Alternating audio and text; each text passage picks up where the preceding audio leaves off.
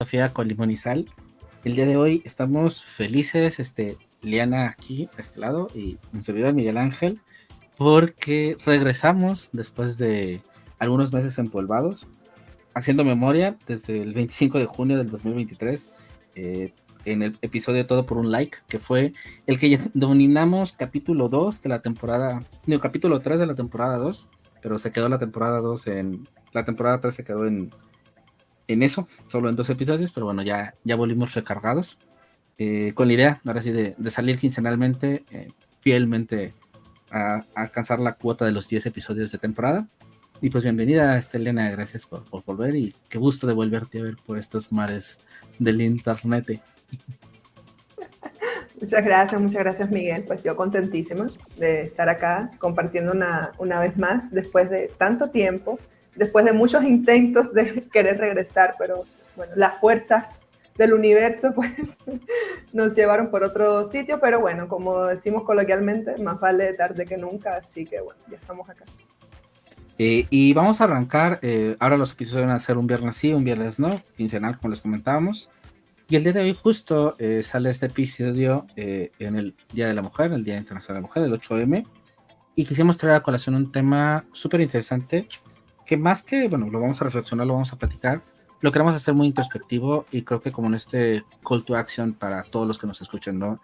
En esta reflexión de, ¿se sigue invisibilizando a la mujer en la actualidad? ¿Qué contestar a ello? ¿Qué hacer ante ello? Y bueno, antes de iniciar con la intro, Leana, respuesta rápida, ¿se sigue o no se sigue?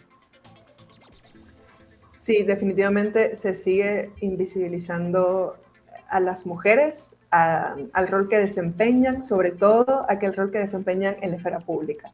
Pero de eso vamos a estar hablando en un momento. Excelente. Vamos a la intro y arrancamos.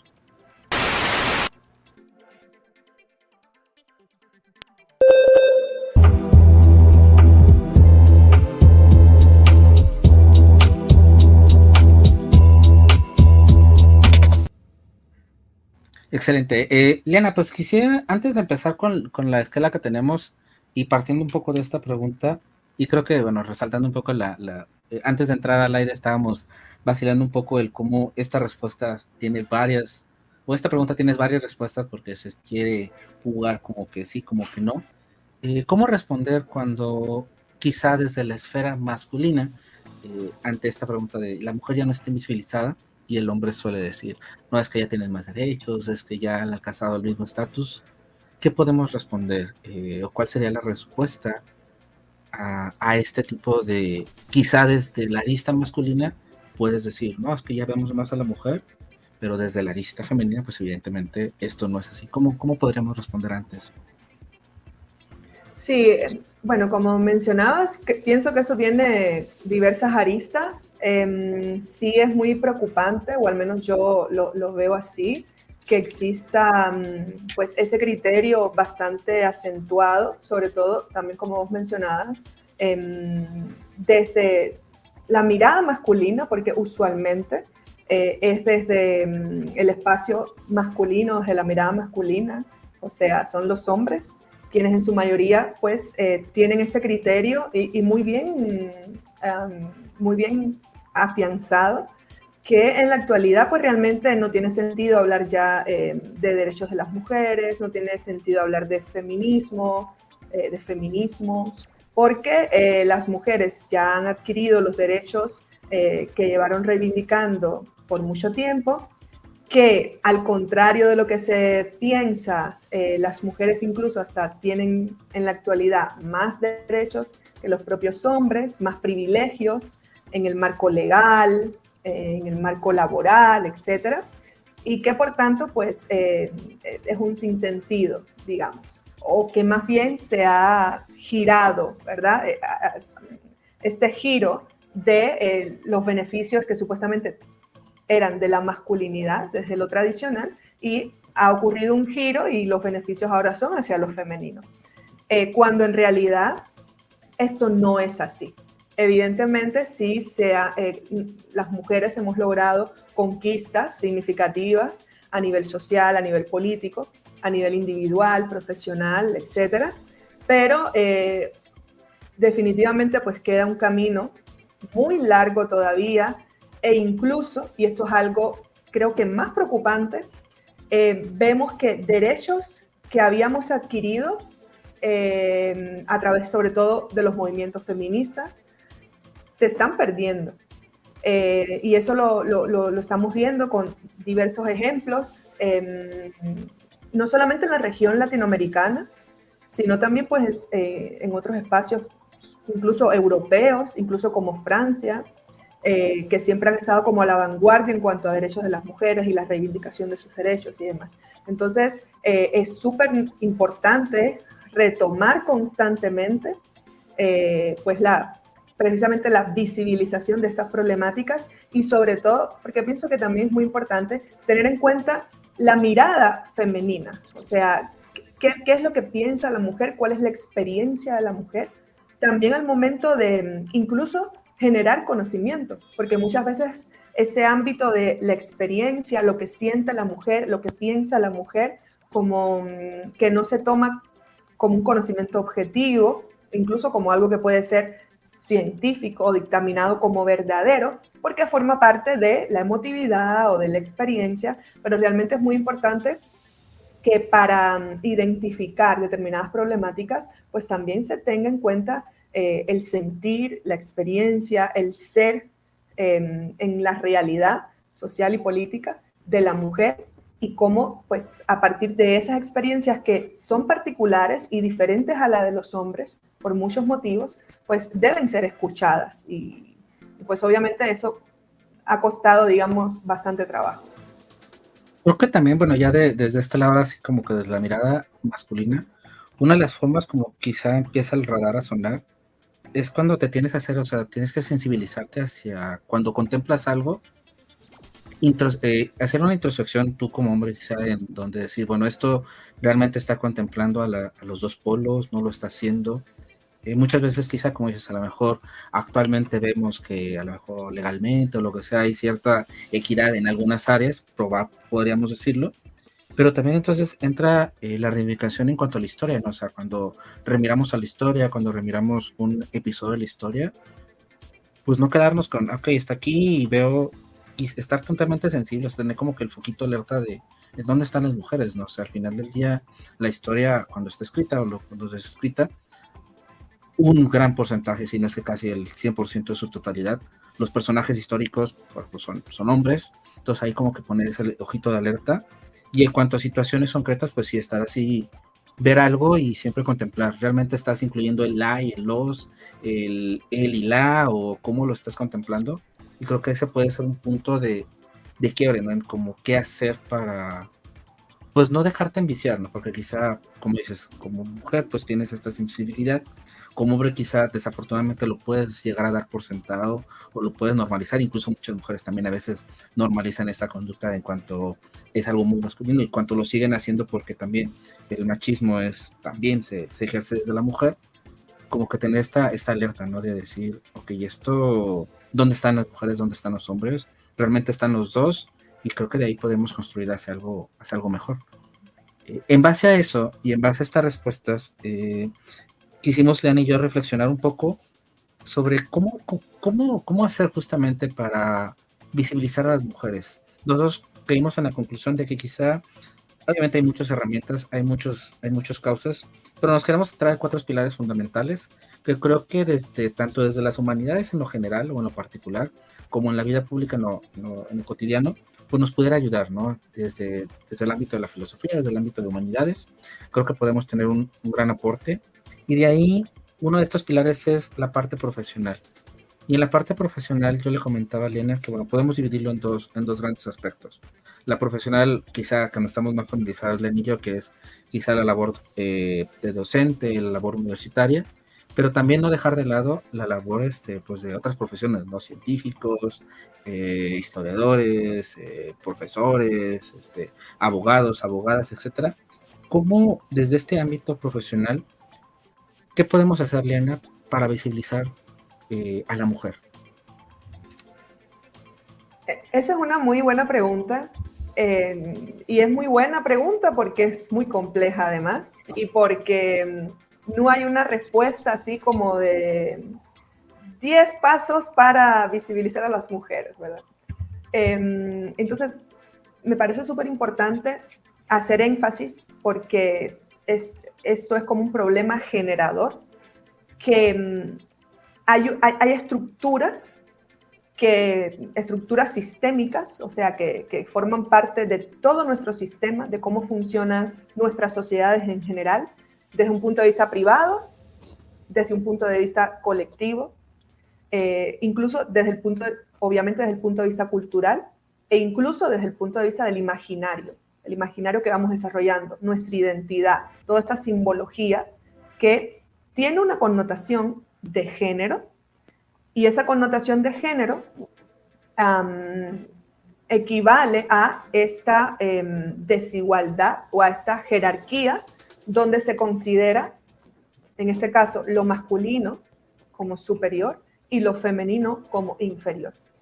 Entender que eso forma parte de nuestros sistemas, que forma parte de estructuras que son alienantes, enajenantes, pienso que es un paso inicial sumamente importante, el tema de la concientización. Concientizar, darnos cuenta que esto forma parte de la forma en la que nuestras sociedades se desarrollan, nuestros sistemas, y que superar y salirse de esas dinámicas, precisamente al ser sistémicas, al ser esenciales, es sumamente complejo. Pero el primer paso es tomar conciencia de esa problemática, porque esa problemática que es esencial, al mismo tiempo genera otras series de problemáticas, o sea, diversas problemáticas que se desprenden de esa problemática principal. Y lo que pasa es con estas problemáticas que son enajenantes y alienantes es que no se vislumbran fácilmente, o sea, se logran camuflar muy bien como parte de esto que también mencionaba, ¿verdad? Como parte de cuestiones culturales, tradicionales. Bueno, si esto ha estado así tradicionalmente, entonces quiere decir pues que esto está bien, que esto es correcto, que es verdadero, que es justo. Entonces se logran como que camuflar muy bien en nuestras dinámicas culturales, etc.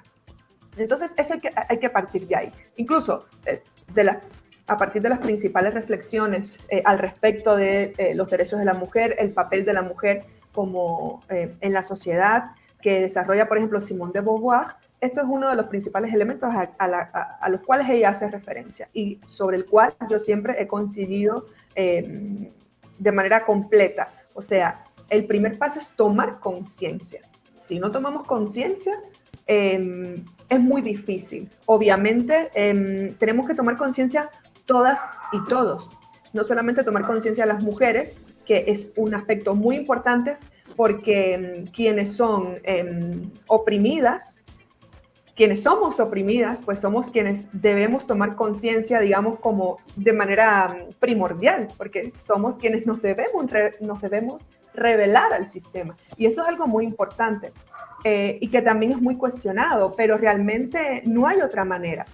Revelarse al sistema, hay que revelarse a ese sistema que es distorsionante, que es alienante y que nos sitúa como mujeres en una posición de desigualdad, porque esa es la esencia, digamos, del problema.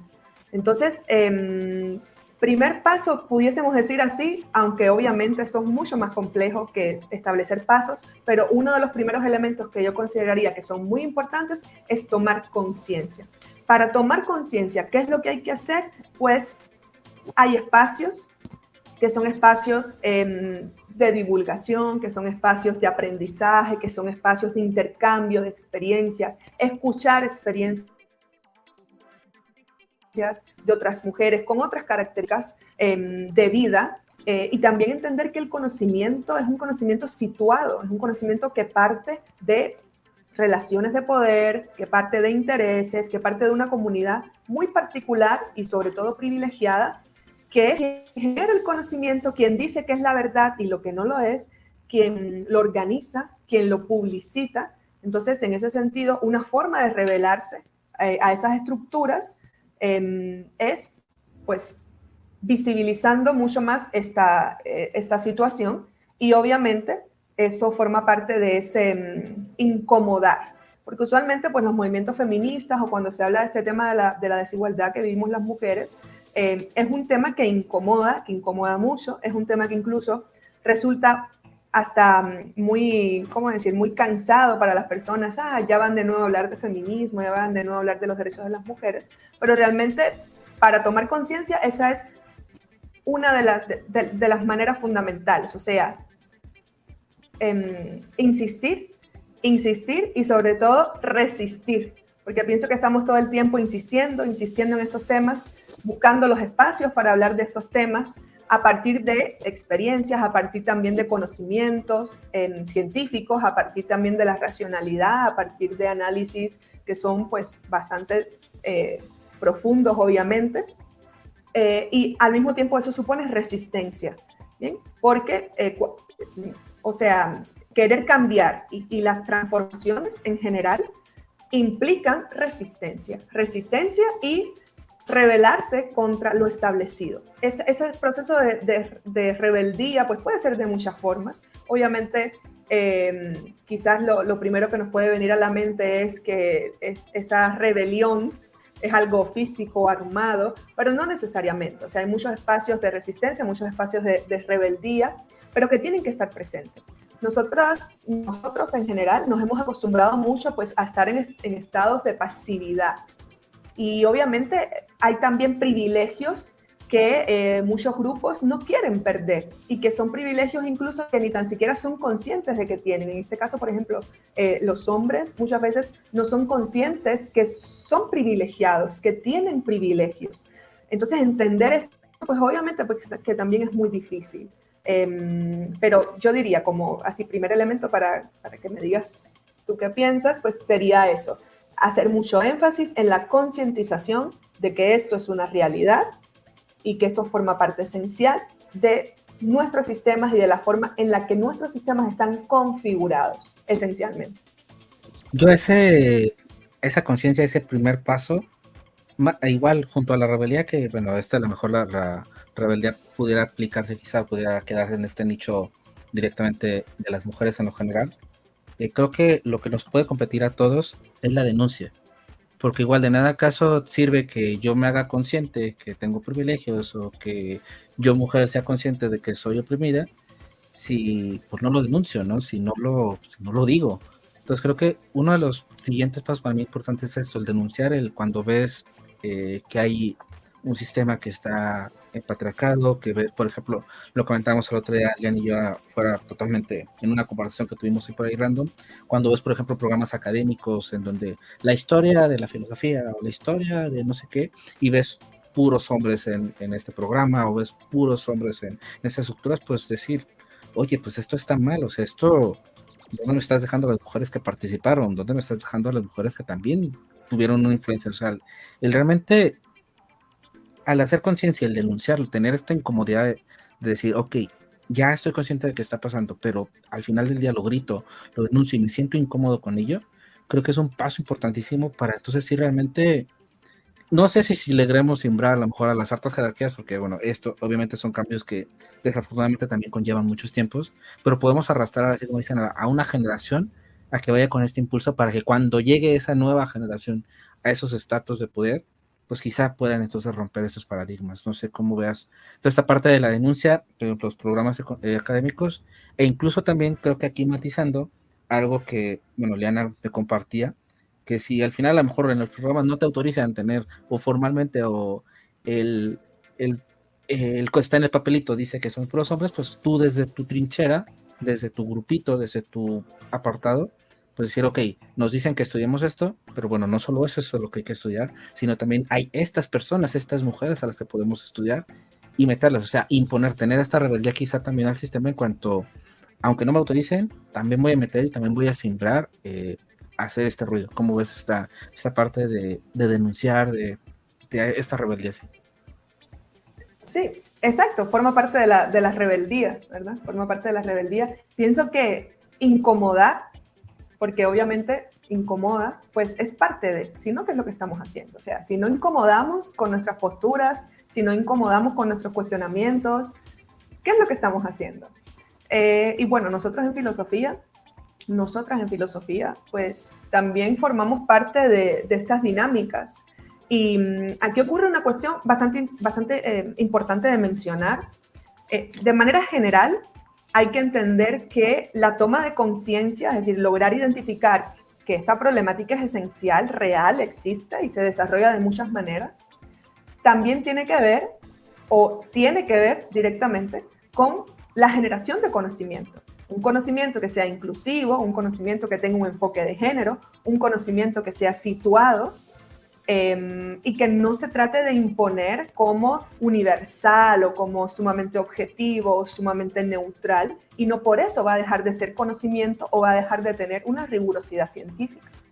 Entonces, nosotros podemos decir, bueno, sí, vamos a concientizar enseñando, mostrando el pensamiento de mujeres, mostrando cómo la mujer ha sido, por ejemplo, invisibilizada a lo largo de la historia de la humanidad, de la historia del conocimiento, de la historia de la ciencia, etc. Pero los espacios principales de formación, que son los espacios académicos, siguen estructurados de la misma manera, es decir, siguen estructurados de manera sumamente tradicional, siguen estructurados de manera sumamente desigual y no tienen, pero en lo absoluto, en su mayoría, sobre todo nosotros en América Latina, ni tan siquiera la intención de repensar la historia del conocimiento, repensar el conocimiento en sí mismo, repensar las metodologías que utilizamos a partir de un enfoque de género, por ejemplo, porque esto es algo que se considera a partir de estereotipos muy marcados, con un prejuicio también muy marcado, y es sumamente difícil. Entonces, ¿qué hacer cuando, por una parte, pues queremos evidenciar esta problemática en los espacios de formación académicos, pero los programas académicos son programas sumamente misóginos, incluso, podemos decir? Y yo siempre pongo este ejemplo, y estoy segura que no es el único ejemplo, pero es el ejemplo que pongo porque es con base a mi experiencia y al contexto donde yo me desenvuelvo. En la Universidad Nacional Autónoma de Honduras, aquí en Honduras, que es donde yo trabajo como docente en el Departamento de Filosofía, y es la experiencia que obviamente pues puedo contar. El programa de estudios de la carrera de filosofía, el programa como tal básico, original, que por cierto es muy antiguo, no se ha podido rediseñar por varias razones, no tiene, y lo puedo decir así con total seguridad, en el programa oficial, vamos, para dejar un margen a la duda, prácticamente no existe, por no decir no existe, ni una sola mujer filósofa en el programa. No existe. O sea, no existe. Entonces, ¿cómo podemos evidenciar? O sea, ya es evidencia que no exista ni una mujer filósofa, pero eso lo evidencia quizás para alguien que ya tiene una formación, para alguien que se cuestiona más, pero cuando los estudiantes, los y las estudiantes entran, por ejemplo, a la carrera de filosofía, ¿qué se le está transmitiendo con esto? Que no hay mujeres filósofas, o que si las hay, no son lo suficientemente importantes, como puede ser Kant o Hegel o cualquier otro filósofo que se reconoce como filósofo, como alguien que ha generado un conocimiento filosófico significativo. ¿Cómo una estudiante mujer de filosofía se va a sentir identificada con el conocimiento que está aprendiendo, con lo que está viendo, si no hay ninguna mujer filósofa que le sea presentada o que al menos ni tan siquiera presentada? Qué mejor que fuera algo sistémico dentro de esa forma de enseñanza. Entonces, ¿qué nos queda en esos espacios? Pues esa parte de rebeldía. Pues bueno, no está esto necesariamente en el programa, pero siempre que tengamos el espacio y la oportunidad, ya sea en el salón de clases, en el desarrollo de una asignatura, en conferencias, en otro tipo de espacios donde interactuamos con estudiantes, sobre todo, pues mostrar el pensamiento de mujeres filósofas, mostrar, ponerles, digamos, en la mesa de discusión, pues estas problemáticas que no forman parte de su formación formal, curricular, pero que son sumamente importantes. Y pienso que en este sentido, pues, nosotros en filosofía y sobre todo nosotras como mujeres filósofas, pues sí tenemos este deber, porque pienso que aquí hay un componente ético que también es fundamental. O sea, cómo generamos conciencia también a partir del deber. Tenemos el deber, sobre todo como mujeres, de evidenciar esta problemática de desigualdad. Es el deber que tenemos, y parte de cumplir con ese deber pues es resistir, como mencionaba anteriormente. Todos sabemos, por lo menos los que nos desenvolvemos en el ámbito filosófico, estoy segura que esto no es exclusivo del ámbito filosófico, lo garantizo, esto es exclusivo de todos los ámbitos, de la academia en general, que es el tema que estamos hablando, pero en el ámbito filosófico es un ámbito sumamente misógino, sumamente dominado en su mayoría por hombres filósofos, y es un ambiente muy difícil para que las mujeres filósofas podamos desarrollar conocimiento, generarlo, posicionarnos y se nos tome en cuenta. Es sumamente difícil. Y por eso hablaba hace un momento de resistir. Entonces, nosotras estamos todo el tiempo resistiendo. Obviamente es agotador, obviamente es muy cansado, pero forma parte del proceso y también forma parte de ese deber, de esa conciencia o de esa responsabilidad que también, si nos damos cuenta, si hemos logrado identificar una problemática, debemos tener pues también con las otras, con nosotros en general.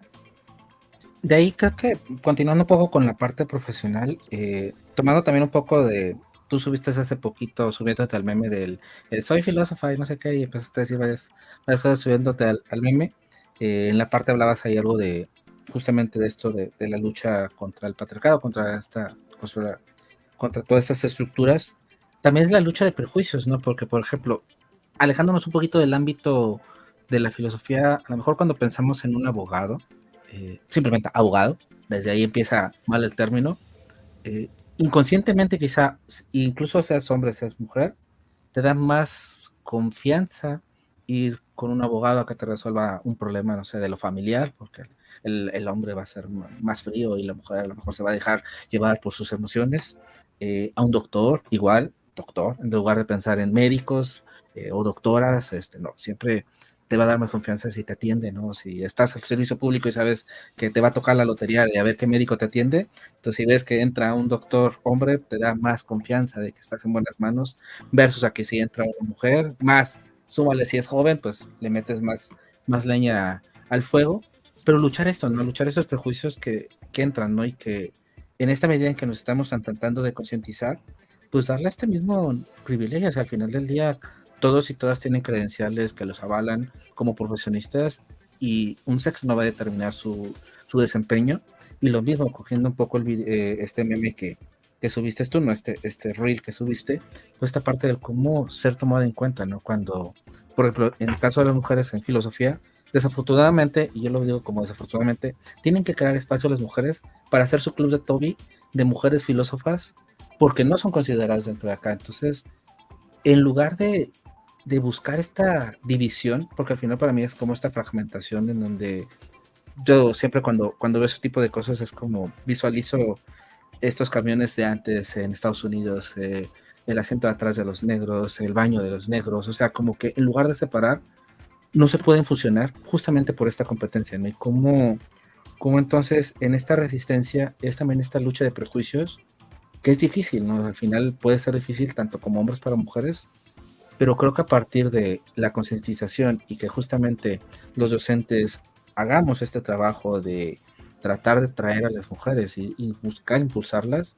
pues podemos ir rompiendo estos paradigmas, ¿no? Y demostrar que había mujeres que han hecho revoluciones importantísimas y que tienen el mismo valor, e incluso a veces llegan a hacer cosas más importantes que lo que la historia nos recuerda de los hombres, ¿no? ¿Cómo luchar en esta parte de los prejuicios? Incluso a lo mejor tú como mujer, en esa parte de prejuicios de, un abogado, no, voy por un abogado hombre en lugar de una abogada. ¿Cómo pretender, cómo competir con esta parte de los prejuicios? Sí, bueno, primero mencionar que esto es algo que yo siempre hago referencia a esto porque puede generar muchísima confusión, incluso también a nosotras como mujeres se nos culpa al propio machismo, y esto es una expresión que he escuchado muchísimo. Bueno, las personas son machistas porque son las madres quienes crían a los hijos y son las madres quienes son machistas y le enseñan pues estas conductas machistas a los hijos. Entonces todavía hasta somos responsables de eso. Y eso es una opinión que se sigue manteniendo de manera bastante fuerte en la actualidad. No es algo de la Edad Media, no, nada que ver. Entonces siempre menciono que por eso hablamos del sistema patriarcal. No es una palabra así rara para hablar de algo que nadie entiende, no, hablamos del sistema patriarcal por eso, porque hay una visión machista que favorece la mirada masculina, que favorece al hombre, a lo masculino, por sobre lo femenino, eso es muy importante, por eso hablamos de relaciones de desigualdad, que es sistémica, y como es sistémica, no quiere decir que solo los hombres son los machistas y las mujeres no. Y ojo, también nosotros hablamos de hombre-mujer, pero no, en la actualidad, pues, ya sabemos pues, que no solamente es hombre-mujer desde este sistema binario, que también es sumamente tradicional. Y eso es otro elemento a tener en consideración, así como paréntesis, ¿verdad? No te vaya a escuchar el presidente de Argentina nada más. Ay, Dios, ¿qué decir? Pero bueno, hoy no me quiero enojar hoy. Pero no, o sea, todas y todos, pues somos machistas, podemos ser machistas en muchas ocasiones, incluso alguien, por ejemplo, una mujer que sea feminista, no quiere decir que no tenga un sesgo también de machismo que todo el tiempo estamos tratando de superar. O sea, en mi caso voy a hablar por mí, obviamente, pues yo me considero una mujer feminista, pero eso no quiere decir, porque es algo que nos codifican, o sea, es como algo que nos codifican desde el momento que nacemos, y trascender eso es sumamente difícil. Entonces, incluso nosotras, quienes nos consideramos feministas, quienes desarrollamos el tema de la academia, que tratamos de ver más allá, tenemos que estar luchando constantemente con superar estas formas de relacionarse, estas formas de pensar que son machistas. Y eso es muy normal. Incluso hay veces decimos, yo misma digo, ay no, pero no me doy cuenta, y después trato de reflexionar y digo, ay no, pero eso, qué machista es esto. O sea, entonces, nosotras no estamos libradas del machismo porque es algo sistémico. Y como parte del sistema, todas las personas son de una u otra forma, en mayor o en menor medida, machistas. ¿Sí? Porque es parte del sistema, cómo está codificado en nuestra mente, en nuestro entendimiento, en lo cultural. Lo cultural es muy importante. Entonces, acabar con esto obviamente es algo difícil, pero no imposible. Eso sí, toma tiempo, ¿ok? Y cuando hablamos de tiempo en transformaciones a este nivel de profundidad, estamos hablando, yo siempre, este es un ejemplo que le pongo a mis estudiantes, estamos hablando de siglos, ¿sí? Pero si nos situamos en este momento y miramos atrás, pues obviamente se hace evidente todo lo que hemos logrado a nivel de derechos de reivindicación de las mujeres. ¿Nos falta mucho? Sí. Los prejuicios persisten, porque también lo tradicional, de la misma forma que los espacios de resistencia, de disidencia, pues están constantemente en esta lucha, ¿verdad? También los espacios tradicionales están en la misma lucha por mantener su status quo, por mantenerse en el poder, porque aquí hay una cuestión que también es política, también no, sumamente política. Esto está asociado a lo cultural, claro está, pero por algún lado tenemos que empezar, por algún espacio. El tema, por ejemplo, por eso también hablo de lo político, el tema legislativo es sumamente importante, ¿bien? Porque lo legislativo es lo que norma nuestro comportamiento en la sociedad de manera efectiva, por lo menos lo más efectiva que conocemos hasta el momento, y de manera directa. Ahora, que exista una legislación, que existan leyes que favorezcan a la mujer de una u otra manera, que ni tan siquiera es que las favorezcan, sino son leyes que las tratan de incluir en espacios donde no han sido tomadas en cuenta, o en espacios donde están en desventaja, en posiciones de desventaja. Entonces, eso es un paso importante, por ejemplo.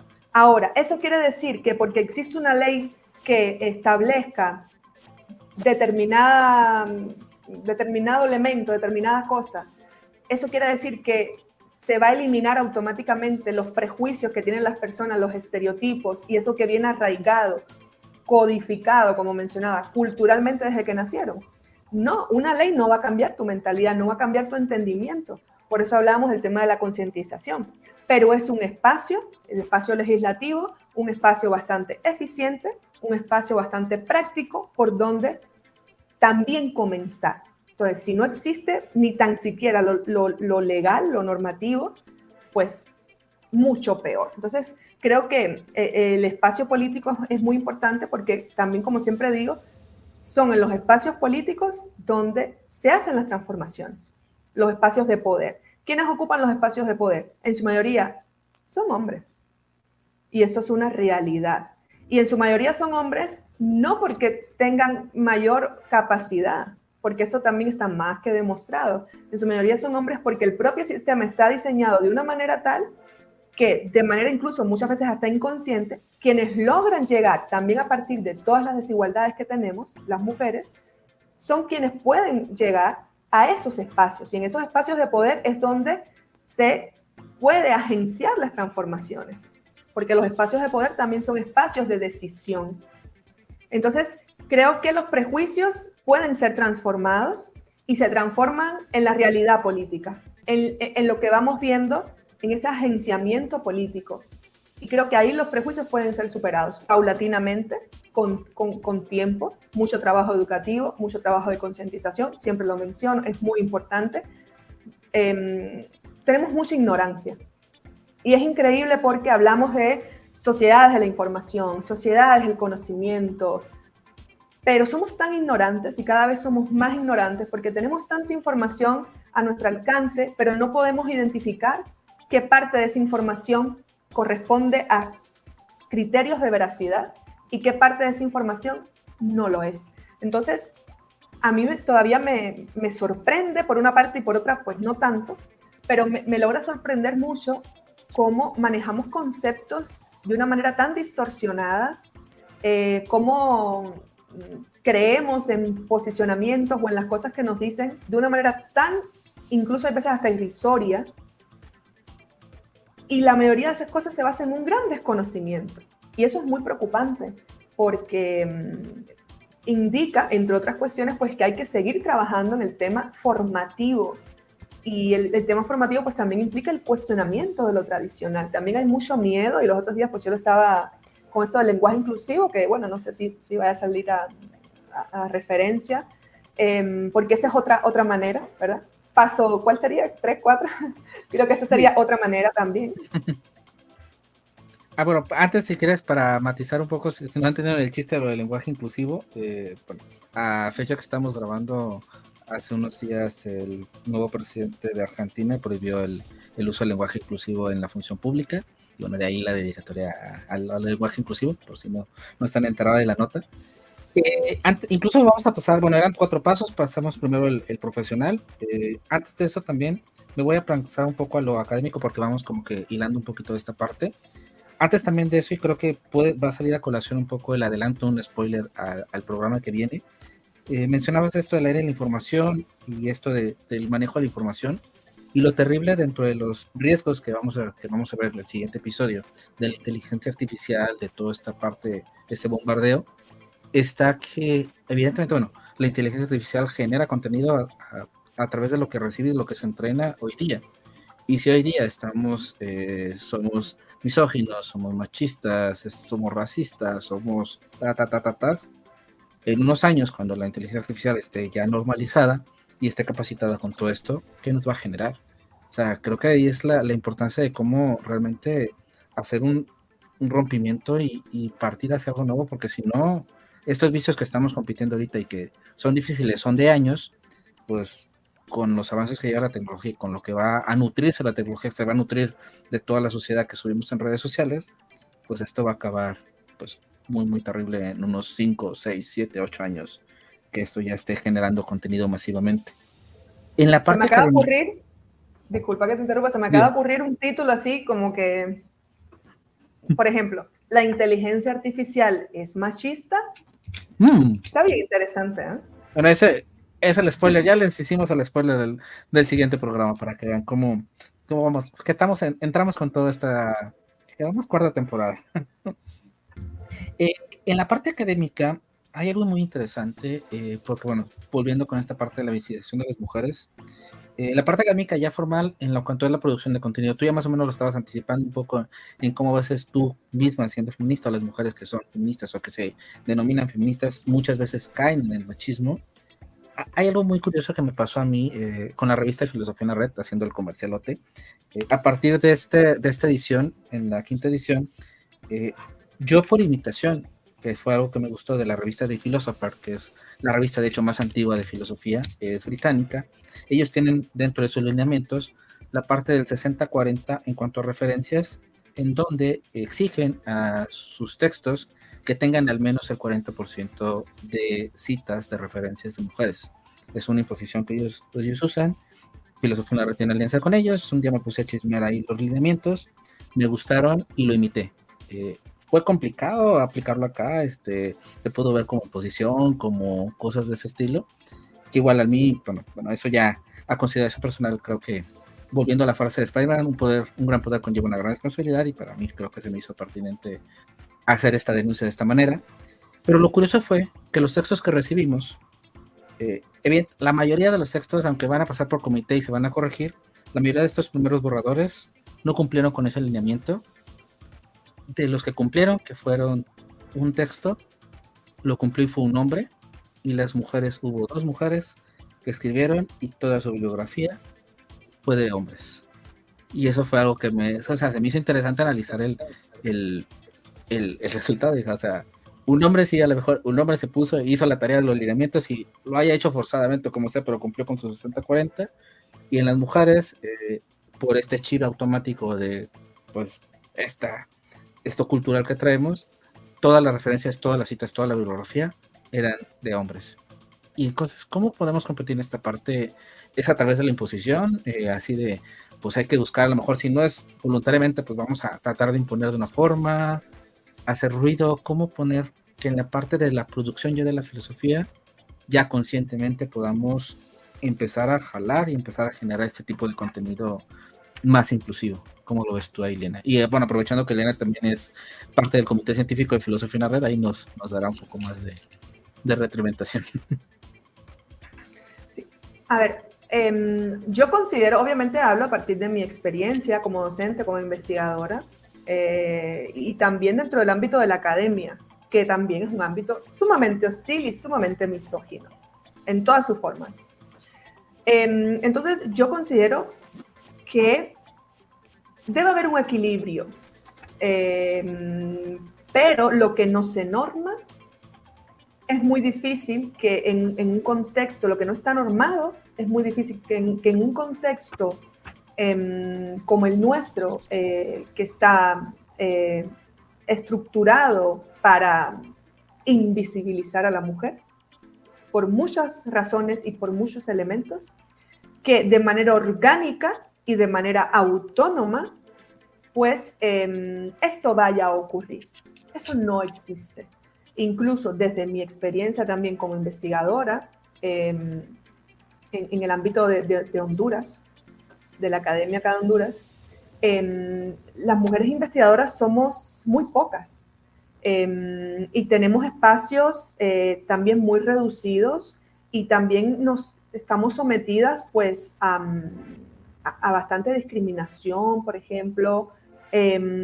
Estamos sometidas también a una imposición de determinada autoridad que viene desde lo masculino, donde, por ejemplo, es muy común que a la mujer que investiga en cualquier ámbito, pues se le asocie más pues a quien recopila los datos o a quien toma las anotaciones en los encuentros o cuestiones de este tipo. Entonces, la mujer todo el tiempo tiene que estar demostrando que sabe, en mi caso de filosofía. Tengo que estar demostrando todo el tiempo que sé de filosofía. Tengo que estar demostrando, y como yo, sé que todas. Tenemos que estar demostrando todo el tiempo que podemos investigar y lo podemos hacer bien. Que podemos utilizar una metodología, que podemos hablar de ontología, que podemos hablar de metafísica, de física, de matemática. Todo el tiempo tenemos que demostrar esto. El hombre no lo tiene que demostrar. No tiene esta presión social de demostrarlo, porque el hombre en sí mismo no es cuestionado por su conocimiento, la mujer sí. Por ejemplo, en el área de filosofía, que es como siempre de la que yo puedo hablar con mayor propiedad, pues es así. O sea, y así me he sentido siempre. Bueno, yo todo el tiempo, cuando me presento en determinados espacios, y siempre siento esa necesidad de que tengo que demostrar lo que yo sé. porque de lo contrario se parte de la premisa que yo no sé como mujer filósofa hasta que demuestre lo contrario. El hombre no. El hombre no vive esto per se, la mujer sí. Entonces, para conectarlo con lo anterior, pues si no se norma, yo sí creo que hay que normarlo. Obviamente normarlo de la mejor manera, normarlo de una forma bien pensada, pero sí debe ser normado, porque la normatividad en este sentido es muy importante para generar esos cambios, porque a partir de la norma se puede evidenciar cosas por la norma, aunque sea meramente por lo normativo, por cumplir esa norma, se pueden evidenciar cosas que antes de esa norma no se podían evidenciar por muchísimas razones que se escapan incluso hasta de lo institucional. Porque si no hay una norma que establezca que la mujer también debe tener un espacio y ese espacio debe ser respetado, en las dinámicas institucionales, etcétera, hay esta tendencia, y repito, en muchas ocasiones inconsciente, ¿sí?, de invisibilizar a la mujer, invisibilizarla, dejarla a un lado. Y tengo muchísimos ejemplos, pero bueno, obviamente no voy a hacer referencia a ejemplos específicos, porque ya son ejemplos ya más a nivel de chisme. Y está el tendedero aquí en el... Son ejemplos ya como más a nivel de chisme, pero sí he vivido y conozco a muchas mujeres a mi alrededor que investigan, que son docentes, muchos ejemplos de cómo pasamos tanto trabajo para lograr que se reconozca nuestro trabajo, que nos respeten incluso nuestros espacios y no nos los saboteen, por ejemplo. Algo que pareciera, ¿no? ¿Cómo va a ser? Sí, y es parte de nuestra realidad. Entonces sí pienso que hay que normar, pero esa normatividad debe ir de la mano de ese proceso de toma de conciencia, de ese proceso, y eso es de mucha educación, de mucha insistencia. Tomar conciencia implica educación y estar ahí y hacer ver no solamente a los hombres, a las mujeres también. Nosotros, incluso dentro de filosofía, que supuestamente somos quienes más cuestionamos, quienes más rebeldes somos, porque el pensamiento crítico, pero no, somos los más tradicionales, las más tradicionales. Y hay muchísimas mujeres filósofas que no se consideran feministas o que dicen que no son feministas. Yo siempre digo, esto es una opinión mía muy personal, y que obviamente pues no tienen por qué estar de acuerdo, pero yo en ese sentido sí soy un poquito radical y siempre digo que una mujer filósofa que no sea feminista, no sé qué es lo que está pensando. O sea, obviamente las mujeres no están obligadas a ser feministas, pero sí pienso que parte del cuestionamiento de la realidad es el cuestionamiento de uno misma como mujer y el papel que tiene y cómo está situada en una realidad dominada por los hombres, y eso es una realidad. Entonces, si no nos cuestionamos eso, pues entonces, ¿qué estamos haciendo? ¿Qué es lo que estamos cuestionando? O a quiénes les estamos cuestionando cosas que no tienen que ver necesariamente con nuestros intereses o con nuestros procesos de reivindicación. Pero hay muchas mujeres que no son feministas, y no por eso quiere decir que no sean buenas filósofas. Pueden ser brillantes y todo, pero por lo menos yo de manera personal sí tengo muy claro ese compromiso que desde la filosofía como mujer debemos tener para esta causa, porque al final de cuentas es una causa muy difícil, pero una causa de reivindicación al fin y al cabo. Yo a tu sentencia le añadiría que incluso los hombres, o sea, porque al final del día se supone que cuestiones todo, ¿no? Descartas todo. Entonces, ¿dónde está esta parte de no dar por sentadas las cosas y de criticarlo, ¿no? De no sentirte cómodo o incómodo, ¿no? Al final del día, si no cuestionas las situaciones, pues no es que hagas en filosofía, pero es como que filosofas, ¿no? Creo que entraría por ahí un poco la premisa.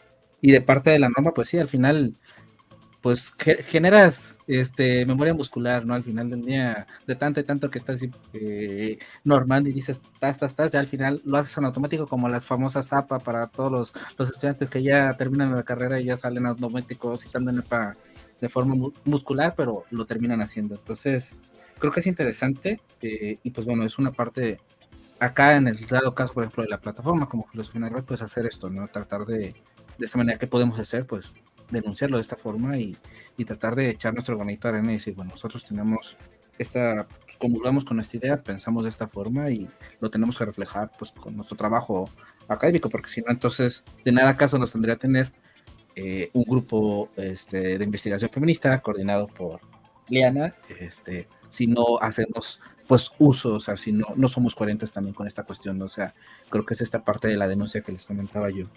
Tenemos otros dos pilares que quizás nos podemos sentar un poquito más rápido, que ya nos estamos acercando al final.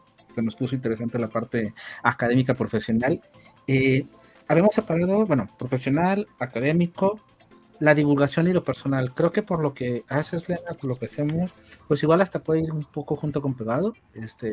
En la parte de divulgación, pues bueno, yo siento que es justamente pues cuando haces un post, cuando haces un reel, como el que comentaba de Eliana, que lo pueden ir a ver ahí en su perfil de Sin Filosofía Podcast, de soy filósofa y tengo que aguantar y tengo que hacer, el denunciar este tipo de cosas, el si haces un post sobre historia o sobre un concepto, pues incluir ambas partes, incluir pues tanto lo que dijo una mujer, lo que dijo un hombre, y también algo que yo siento y que es algo muy complicado, es también apostarle por buscar, o sea, al final, muchas veces cuando piensas en filosofía, incluso si quieres hacer de esta filosofía pues integral, inclusiva, pues simplemente vas por Aren, por Zambrano, por lo que sea, y te limitas ahí, ya no hay más filósofas en el mundo, o sea, ponerte a googlear un poco, por ejemplo, yo cuando en la revista, volviendo a la revista, pues ponte a googlear y por ahí va a haber alguna despistada que hizo una tesis de maestría o una tesis de doctorado que habló del ser, de Heidegger, de lo que sea, y por ahí te vas a encontrar algo, no necesariamente tienes que encontrar a la filósofa o a las 3, 4 grandes filósofas que rescata la historia nada más, sino también ponerte a investigar aquellas filósofas, aquellas pensadoras que pues tenemos de montón, ¿no? Creo que esa es la parte, para mí, la parte de la educación. Y en la parte personal, pues no sentirte cómodo, ¿no? Cuando, por ejemplo, desde los hombres, ¿no? Si hay un chiste machista y estás con tu grupo de amigos, hombres o etcétera, pues criticarlo, incluso decir a lo mejor, si ves una conducta de hombre o mujer en donde no están incluyendo, en donde están viendo que en una situación de éxito automática, en donde se está viendo o estás viendo una conducta machista y te hace a ti ruido, pues denunciarla y decirla, y no tener como que ese miedo de decir, pues soy feminista o no me incomoda el feminismo, sino realmente denunciarlo. ¿Tú cómo ves en estas dos vertientes de divulgación y personal? ¿Cómo podemos visibilizar o cómo podemos visibilizar a lo mejor como tal? Bueno, como mencionabas, la parte de la divulgación es precisamente un espacio de visibilización. Y es eso, o sea, cómo mostramos determinadas cosas que queremos mostrar, ya sea ideas, cuestionamientos, problemáticas, y cómo tratamos que esos cuestionamientos, esas ideas, esas problemáticas, pues lleguen a un número, pues, grande de personas o lleguen a una comunidad mucho más grande que a la que usualmente pues estamos acostumbrados a trabajar, que puede ser, no sé, un salón de clases, o puede ser nuestro grupo de amigos, amigas, o puede ser el entorno laboral, personal, sino que llega una comunidad mucho más grande para tratar, en la medida de lo posible, pues que también el impacto pues sea mucho mayor, porque a fin de cuentas pues eso es lo que buscamos. Entonces, creo que parte de ese compromiso que estábamos hablando, pues es hacer énfasis en estas cuestiones. Y ese énfasis, pues también de una forma u otra, pues debe ser constante, porque es una problemática inacabada y que tiene tantos prejuicios que la rodean, tantos estereotipos. Reconocerse o decirse feminista casi que es como una ofensa o algo del diablo, o no sé, como que estamos haciendo una reencarnación de Lucifer. Y no, o sea, yo siempre digo, pues ser feminista es un orgullo ser feminista, porque nos comprometemos con algo. ¿Cuántas personas hay que no tienen ningún tipo de compromiso con nada? Entonces, ser feminista implica pues un compromiso con una causa, como mencionaba, un compromiso con las mujeres en sus diversidades, porque son muchas, y es un compromiso también a luchar y a cambiar la realidad. Y ese debe ser el compromiso de todo filósofo, de toda filósofa y de toda persona que se interesa por cuestionarse lo impuesto, lo establecido como acabado. Es, a fin de cuentas, transformar la realidad. Y para transformar la realidad, pues hay que comprometerse. Entonces creo que también los espacios de divulgación son una herramienta que obviamente también nos da la tecnología para llegar a comunidades más grandes, como mencionaba, y para tratar de tener esa incidencia en esas otras personas que nos están mirando de otras regiones, similares a las nuestras, pero también muy diferentes a las nuestras. En el caso, pues, en concreto, para que también otras mujeres puedan ver lo que estamos diciendo desde nuestros espacios, pero para también nosotros poder escuchar a esas otras mujeres, sus experiencias, desde dónde nos hablan, desde sus particularidades, porque a fin de cuentas no solamente es divulgar porque estamos compartiendo información o ideas o frases, no, parte de la divulgación también debe implicar un intercambio, porque si no, pues no es que no tenga importancia, igual la tiene, pero creo que es mucho más rica, mucho más provechosa, mucho más completa. Entonces, ese ir y venir que nos permite también los espacios de divulgación digitales, esa retroalimentación, ese intercambiar, ese comunicar, ese escuchar al otro, a la otra, cómo piensa, cuál es su postura, y que también nos sirve para repensar muchas cosas, porque hay veces quizás nosotros no reparamos en determinada situación y otra persona lo evidencia y nos hace pensar, o decimos, bueno, esto no lo había visto, voy a mirarlo, independientemente que al final pues podamos coincidir o no. Entonces creo que más que todo de eso es lo que se trata, es un espacio sumamente importante, pero que también conlleva este compromiso, que es un trabajo también, por eso hablo siempre de resistir, porque es mucho trabajo, y es muy atacado también. Las feministas somos muy atacadas por muchas razones. Incluso, como mencionaba hace un momento, pues lo usan hasta como insulto. No, es que ella es feminista. Qué miedo. Sí, son de cuidado, ¿eh? No. Aquí me ven muy contento con Lena, pero ya la vieran detrás de cámara. Pobre de mí. Y me faltó lo de la esfera privada. Sí, la esfera privada. Sí, lo de la esfera privada rápidamente. Lo de la esfera privada, creo que si hay un espacio difícil de cambiar, de transformar, es la esfera de lo privado. Sumamente difícil, porque tiene que ver mucho con los sentimientos, con lo cultural, con lo que está muy arraigado, incluso hasta en nuestro subconsciente, hasta con lo psíquico, si lo queremos ver de esa manera. Es sumamente difícil cambiar nuestra esfera privada. Entonces, ese es otro campo de batalla, digamos. Y es muy difícil. ¿Por qué? Porque nosotros en nuestra esfera privada pues tenemos nuestra familia, nuestro entorno, y pues también lidiamos con nuestras parejas hombres, en el caso pues de que sean hombres. También lidiamos con nuestros hijos varones, con nuestros padres, con nuestros papás varones, con nuestros tíos, que son hombres y que por tanto pues también pues tienen una visión del mundo que parte también de los privilegios que otorga lo masculino. Entonces también es otra batalla, pues hacer ver, hacer entender, lograr una comunicación también de escuchar, de respetar. Obviamente es muy difícil. Entonces tenemos que hacer siempre esta lucha en la esfera pública, en lo laboral, en lo político, en lo social, pero cuando estamos en nuestra esfera privada es otra lucha. Por eso hablaba de esta cuestión de la responsabilidad y que el feminismo implica, y desde la filosofía feminista, pues implica también una consecuencia en nuestro accionar como individuos, como ciudadanas, que debe estar presente, porque de nada sirve que yo predique determinadas cosas teóricamente o en un artículo o en una conferencia o hablando aquí, pero que en mi práctica, en mi día a día, pues yo no defienda o trate de defender pues esas mismas ideas con mis acciones. Entonces el tema del compromiso y de la responsabilidad también es muy fuerte y muy difícil porque tiene que ver con lo privado de uno.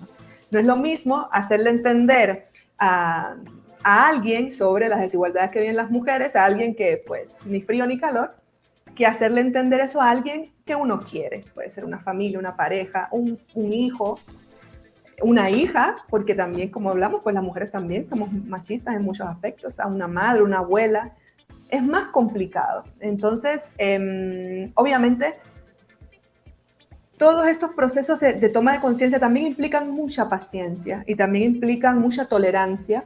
Tolerancia no en el sentido que usualmente se utiliza, yo te tolero, pero yo soy quien tiene la razón, pero solo te aguanto porque no me queda de otra, no, sino la tolerancia en el sentido más que de tolerancia de empatía. Pues me trato de poner en tu lugar, en tu espacio, trato, porque no puedo sentir y experimentar una experiencia que no me pertenece, pero hago el intento. Entonces, esa cuestión empática, pues también creo que es muy, aunque el término empático pues también está muy satanizado, pero esa cuestión de empática, dejando a un lado las limitaciones que puede tener y cómo se ha utilizado y demás, de el situarse en la otredad, intentar situarse en la otredad para tratar en la medida de lo posible de comprender esa otredad. Quizás no la vamos a comprender, pero por lo menos otorgarle un valor a esa otredad igual al nuestro. No pensarnos como superiores a lo otro, a la otra, sino respetar que esa experiencia, aunque distinta, aunque quizás no me sea afín, aunque quizás no me sea común, es una experiencia que tiene un valor, igual que la experiencia o el posicionamiento que puedo tener yo. Pienso que eso es muy importante. Es muy difícil, sobre todo en general, pero sobre todo en el ámbito de la esfera privada, por todo esto que implica romper con esos patrones culturales, con esos imaginarios, el elemento afectivo. Entonces, por eso siempre digo, es resistencia en lo público, es resistencia en lo privado, pero creo que a fin de cuentas, pues, desde esos posicionamientos que traten de unir y obviamente y no de segregar más de lo que ya estamos segregados de una u otra manera. Eso sí, bueno, ya para terminar con esa parte, eso sí, al mismo tiempo también considero de que hay espacios y hay acciones que deben ser también en determinado momento y bajo determinadas circunstancias contestatarias. O sea, hay obviamente empatía, tolerancia, todo paz y amor, pero hay determinados momentos en que es necesario ser un poco más contestatario en nuestras reivindicaciones. Y eso es una necesidad histórica, política y social. O sea, es como los derechos están, pero los derechos también deben ser peleados, deben ser luchados, porque el hecho de que estén ahí no quiere decir que van a generarse de manera orgánica. No, hay que pelear los derechos y los derechos se pelean y en determinadas acciones hay que pelearlas de formas más contestatarias, más agresivas, con todo lo que puede entenderse esa palabra. Obviamente yo nunca voy a promover la violencia, pero obviamente hay acciones que implican un mayor grado pues, de posicionamiento y eso hay que entender. Y con tantas referencias a Satanás, aquí vamos a terminar oliendo a azufre y vamos a hacer la miniatura aquí con lumbre y fuego, ¿no? en el infierno del feminismo, ¿no? Y yo creo que para cerrar, y quizá ya desde la perspectiva masculina, que es de donde yo puedo hablar, evidentemente, creo que sería nada más, no tener miedo como hombre, tanto a decir cuando ves algo de alguien o a ti mismo, esto es muy machista, ¿no? Me ha tocado ya varias veces alguna situación, algún comentario, alguna cosa que lo diga otra persona y tú sabes que está mal, tú sabes que es machista y denunciarlo, decirlo, oye, eso que estás diciendo es machista, no va. Y otra, no tener miedo al denunciar o al decir cuando ves algo, por ejemplo, una tira de estudios o algo y dices, aquí no hay mujeres o aquí como que no me cuadra porque falta alguien y que es un elemento, no tener miedo, no puedes tener miedo como hombre de verte raro, sonar raro, que te vean feo o lo que sea, pero creo que esa puede ser esta parte de lo que como hombres podemos dar en la lucha, ¿no? Es decir, el denunciarlo desde esta posición que tenemos de poder, de privilegios, de lo que sea, denunciarlo y no tener miedo a decirlo, ¿no? Porque si es difícil, llegamos al momento donde te ven raro cuando tú mismo dices, oye, cuando tú le dices, por ejemplo, a una mujer, oye, ese comentario que hiciste es muy machista, te ven raro, pero el poderlo decir sin este miedo, sin esta cohesión, creo que es elemental, porque eso te permite ir rompiendo estos paradigmas y poco a poco desde tu trinchera ir metiéndole pues semillitas a la tierrita para que después de unos años, como bien dices tú, logremos sembrar y logremos cosechar ya una sociedad, esperemos, diferente, ¿no? Obviamente es algo que desafortunadamente conlleva muchos años, muchas décadas o muchos siglos, pero si no soltamos como que el pie del acelerador, pues esperemos que en unos años podamos decir que cuando nos vean los tatara, digan, ah, sí, estos tenían razón, lo vislumbraron desde el futuro, desde el pasado. Pues Liana, ya para despedirnos y bueno, también hilando lo que comentaste tú, si en esta parte de retroalimentación de aprovechando el internet, si tienen algún comentario, alguna retroalimentación que nos quieran hacer, sugerencia también de tema, que ya les adelantamos el segundo, pero sugerencias de tema, pues igual déjenlo en los comentarios de Spotify, de YouTube, de Instagram, para que podamos atenderlos y podamos después escucharlos, leerlos y platicar con ustedes. Comentarles también que Liana la pueden escuchar, la pueden ver en Sin Filosofía Podcast, no voy a decir la periodicidad porque funciona como limón y sal, que somos medios estelares, pero la pueden escuchar los episodios que tienen por ahí, pero la ven todos los días, sube cosas increíbles a Instagram, entonces la pueden seguir desde allá. También, bueno, como parte de Filosofía en la Red, es miembro del comité científico, como les comentaba, de la revista de Filosofía en la Red, y también coordina un grupo de investigación de Mary Gottstein, un grupo de feminismo. Pronto van a tener ustedes, pues van a conocer todo lo que está trabajando el grupo de investigación, pero bueno, también está haciendo coordinación en este grupo. Y pues no dejan de visitar filosofiaenlared.com, es un espacio, una plataforma de divulgación filosófica, todos los días publicamos artículos diferentes y pues ahí estamos al pendiente y a la disposición de todas y todas. Muchísimas gracias, Liana, y pues hasta la próxima con la terrible inteligencia artificial de por medio. Nos vemos. Gracias, Miguel.